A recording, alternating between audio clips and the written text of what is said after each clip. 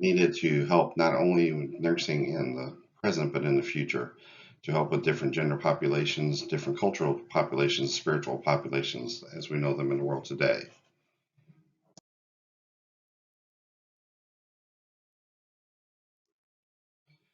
In this presentation, we'll be looking at the aspects and the effects of cultural and spiritual health assessments. 1. What is the cultural health? 2. Why does cultural health matter? What are some of the special populations with different cultural health needs? And what tools can be implemented to help maintain the special population's cultural health? Who oversees these, and how do we know that the needs of the population are being met? And how do we move into the future to make it easier for all to be treated the same? As the slide says, cultural health refers to having an awareness of your personal culture and your life experience, understanding how they influence your own value system. That way you know how you're projecting it to the patient that you are taking care of, helping them to understand what it is that you're trying to teach them, and also trying to help them understand what it is they need to do to make themselves better as far as a patient goes. Included in this is the way you see the world, because the way you see the world may not be the same way somebody else sees the world. You may look at it as a glass half full, where they look at it as a glass half empty. That is totally up to you. And when you come to their needs and their values, you have to adapt to theirs, not make them adapt to yours.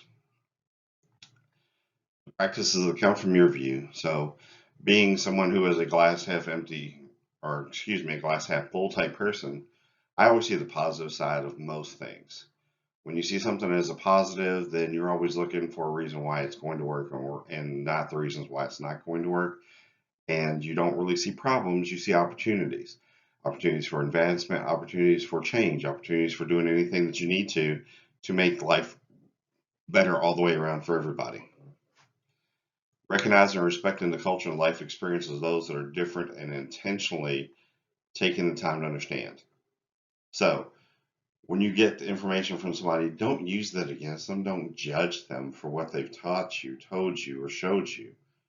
Use that as a reason to help them understand what it is that they need to do, what you can help them do, and how this relates to what they need to do to get better in the future. And respect their perspectives. I don't really know that you can say any better than that, but everybody has a different perspective on life. Everybody has a different perspective on the way they view things and the way they do things. Don't force yours upon somebody else. Respect what they have and go forward from there. And always, always, always have to appreciate the diversity of their culture. Experience with working those and enhance the personal and community well-being through culturally responsive action. So basically, you are looking at taking the information they give you and turning around and saying, okay, how do I make myself better? How do I make myself understand how everybody else wants to do things? How do I make myself understand how to take better care of a patient and make them understand you're there to help them, not vice versa. You're there for them, not for a paycheck. You're there for them to get better, not for you to feel better about yourself.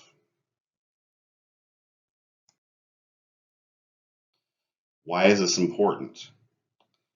It is important because people seeking treatment should be able to feel how they want to feel. They should feel that you're receiving their information, using their information, and giving them the same treatment as you would somebody who looks just like you. So if somebody comes in and they don't look anything like you, don't act anything like you should still treat them as they're you in that bed. Treat them as you want to be treated. Um, the need for healthcare worker look the way you feel toward a person from a different type of background. I can't stress this one enough.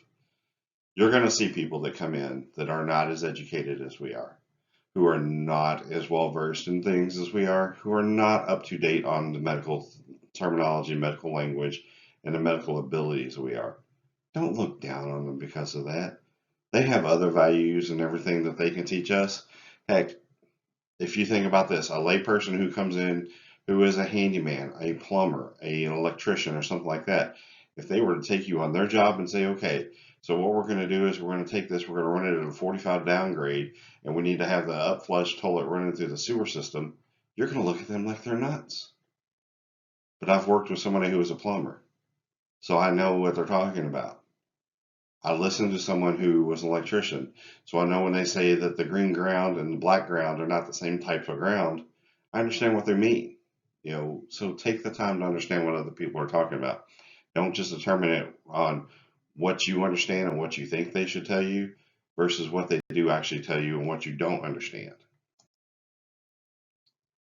All the special populations that we have that you have to consider, culturally and spiritually, sexual orientation. Are they straight? Are they gay? Are they bisexual? Shouldn't matter. Have they or are they incarcerated? Shouldn't matter. We're nurses. We're out here to take care of human beings. All human beings. All of them at different types and stages of their lives. We should be taking care of every single one of them, not worried about what they are. Transgender. This one is a big topic right now, and people need to understand this one. The transgender population is growing in number, and there are so many people that are in different stages of getting, gender reassignment surgeries and different other things. And you're going to have to be more well versed on what it is that you have to do for those people and what their beliefs are versus your beliefs. So please take the time to just read an article or two. Understand what a transgender population is. Understand what a transgender person is.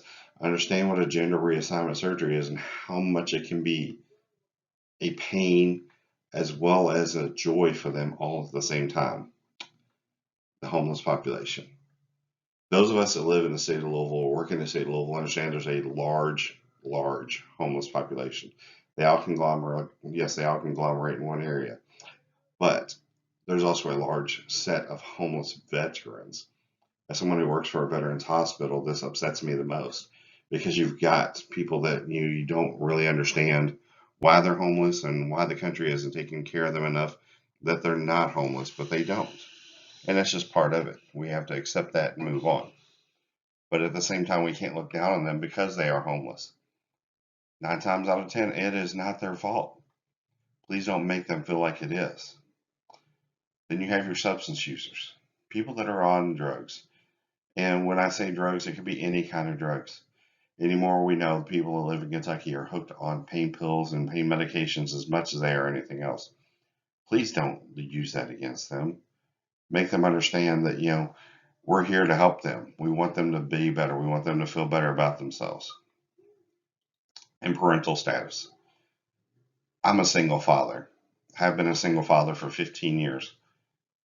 And I know the number of judgy looks that I get when me and my daughter went places, especially as she got older. People thought we were dating. Farthest thing from the truth. She is my daughter, and I will fight to her death, to my death for her, I should say.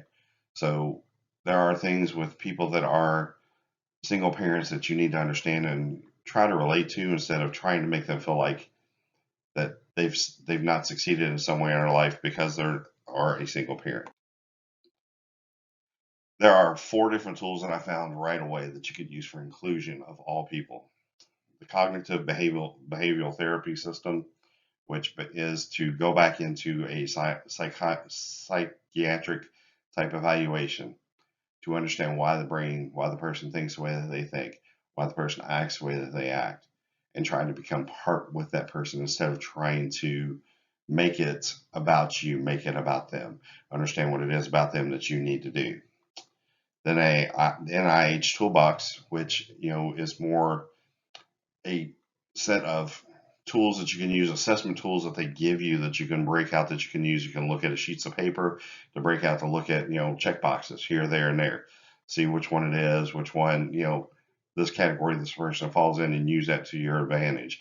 Sort of like the NIH scale for the stroke. You're trying to assess what it is about that person that, is not quite as right as what it is with another person. The cultural capacity scale, where it determines, what level of cultural ability this person is at. So if they're functioning at a different level in their culture than what other people are, you understand where they are in their culture so you can get to their level or bring them to a level, meet them at a point where you are in the middle so that they don't feel like you're talking down to them or talking above them at the same time. Cultural assessment of risk for suicide. Now, this one was an interesting one for me that they use this as a assessment tool for culture. But once I started reading it, it made sense. Most of your transgender, your lesbian, gay, transgender, queer, the LGBTQ community are at a high risk for suicide.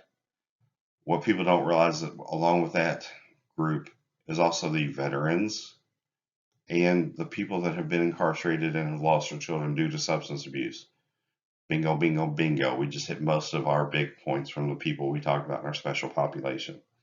So this one did make a lot of sense after I read into it, because you need to be able to assess where they are culturally to understand how high of a risk of suicide those people are, so that you can try to help them stay away from that suicide, try to help them make it through the next day so they feel like they've gotten somewhere, so they don't feel like that they're doing something wrong or feel like that they haven't achieved something in their lives.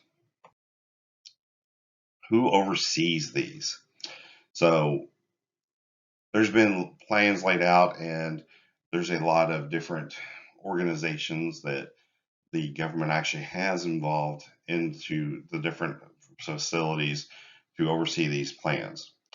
They basically make their a cultural competency committee where they go through and they check to make sure everybody's accountable, so that they're checking the right boxes, so that they're talking to the people in the right people way, so that they come forward and they talk to them in the way they should be talked to, instead of talking to them like they're not a human being, like they're not worthy of our time.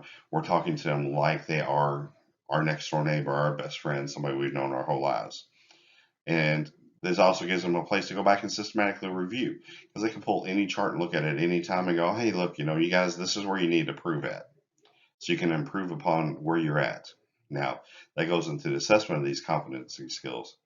So when you get into those, there are different tools used region specific. So say you're in the Midwest. You may not talk to someone the same way as you do in New York or in California, because in the Midwest, things can move at a little bit slower pace than they do in the bigger cities. So you got to get to the meat and the potatoes right away for the people from New York and California, because they don't want to stand there and wait. The people from the Midwest are more about the, oh shucks, let's have a conversation about this, and we'll talk to you about how great Aunt Edna, she had this problem too, and they didn't really understand it until just now when they started having this problem. So you've got a background, you've got a way to get into it.